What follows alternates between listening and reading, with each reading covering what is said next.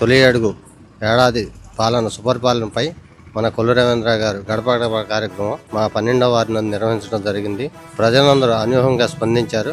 తల్లికి వందనం కానివ్వండి, అనేక సంక్షేమైన పథకాలు, సబ్సిడీ గ్యాస్ బండ్లు కానివ్వండి, ఇవన్నీ భారీ ఎత్తున పొందిన ప్రజలందరూ భారీ ఎత్తున రవి గారికి అడుగడుగున నీరాజనం పలకడం జరిగింది.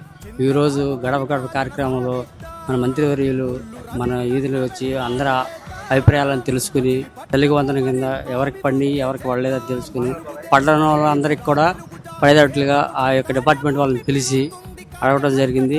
ఈ యొక్క వార్డులో ఉన్న సమస్యలన్నీ తెలుసుకుని ఆ సమస్యలన్నింటినీ పరిష్కారం చేసి వెంటనే స్పందన కలిగేటట్టు చేసేయడం జరిగింది.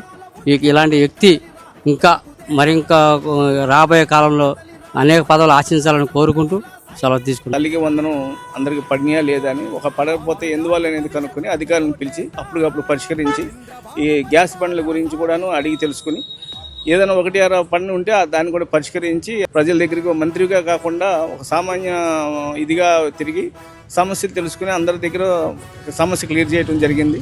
ఈ రకంగా రావడం ప్రజలు చాలా ఆనందపడుతున్నారు. ఈ టైపు పరిపాలన కావాలని అందరూ కోరుకుంటున్నారు. ఇలా వచ్చినందుకు చాలా సంతోషంగా ఉన్నారు.